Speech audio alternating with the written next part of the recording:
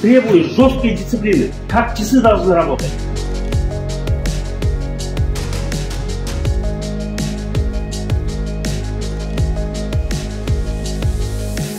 Hoş geldiniz Türkiye'ye. Çok teşekkür ederiz.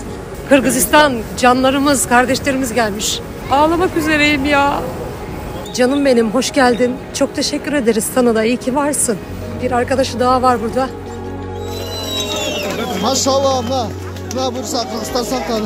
Aklın kalma. Şaşma. Şaşma. Yat şaşma.